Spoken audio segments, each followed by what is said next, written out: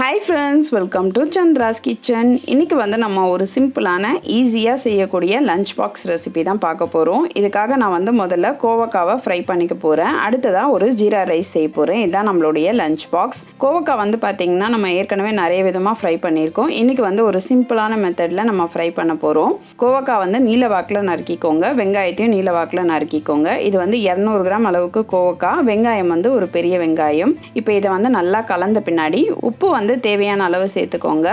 1 spoon அளவுக்கு மிளகாய் தூள் சேர்த்துக்கோங்க. இது வந்து தனி மிளகாய் தூள். இதை சேர்த்து நல்லா இதை கலந்துடணும்.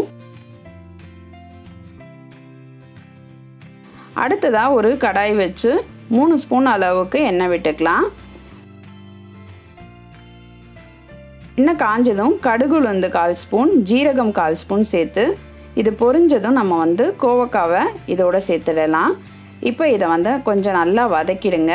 வதக்கும் பொழுது சிம்மில் வச்சு வதக்கிக்கோங்க. இது சீக்கிரம் வதங்கிறதுக்காக நான் வந்து ஒரு மூடி போட்டு மூடி வச்சிடுறேன். ஒரு 5 நிமிஷம் கழித்து இதை ஓப்பன் பண்ணிடலாம். இப்போ நம்ம ஒரு 1/4 டம்ளர் அளவுக்கு தண்ணி ஊற்றி இதை கலந்து விட்டுட்டு மறுபடியும் மூடி வச்சிடலாம். இப்போ பார்த்தீங்கன்னா ஒரு 5 நிமிஷம் ஆயிருக்கு. இப்போ வந்து கோவக்காய் வந்து நல்லா வெந்திருக்கு. இப்போ நம்ம வந்து இதை நல்லா கலந்து விட்டுடலாம். இது கூட கொஞ்சம் கருவேப்பிலை சேர்த்துருங்க. ஒரு 5 நிமிஷம் சிம்மில் வச்சு கலந்துட்டு இறக்கிடலாம். அடுத்ததாக நம்ம ஜீரா ரைஸ்க்காக ஒரு கடாய் வச்சு ஒரு 3லேருந்து 4 ஸ்பூன் அளவுக்கு எண்ணெய் விட்டுக்கோங்க. பிரிஞ்சி இலை, அதுக்கப்புறம் வந்து பட்டை ஒரு துண்டு சேர்த்துக்கோங்க. இப்போ நம்ம வந்து ஜீரகம் வந்து ஒரு 2 ஸ்பூன் அளவுக்கு சேர்த்துருக்கோம். சேர்த்துட்டு இதை நல்லா கலந்துருங்க. ஒரு வெங்காயத்தை நீல வாக்கில் நறுக்கி இதோட சேர்த்துடலாம். அது கூடவே 2 பச்சை மிளகா சேர்த்துக்கலாம். சேர்த்துட்டு இதை நல்லா வதக்கி விட்டுருங்க. நம்ம ஏற்கனவே ஜீரா ரைஸ் குக்கரில் எப்படி செய்கிறதுன்னு பார்த்துருக்கோம். இது வந்து ரொம்ப சிம்பிளான மெத்தடில் செய்யக்கூடியது.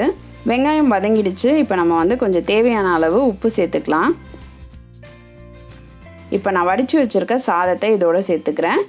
நான் இன்றைக்கி வந்து பிரியாணி ரைஸ் சேர்க்கல, நார்மல் புழுங்கல் அரிசி சாதம் தான் சேர்த்துருக்கேன். இப்போ இதை வந்து நல்லா கலந்து விட்டுறலாம்.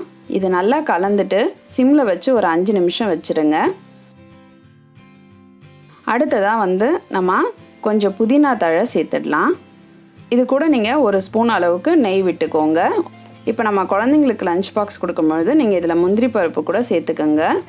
இப்போ நம்மளுடைய லஞ்ச் பாக்ஸ்க்கு ஜீரா ரைஸும் கோவக்காய் ஃப்ரையும் ரெடி ஆகிடுச்சு.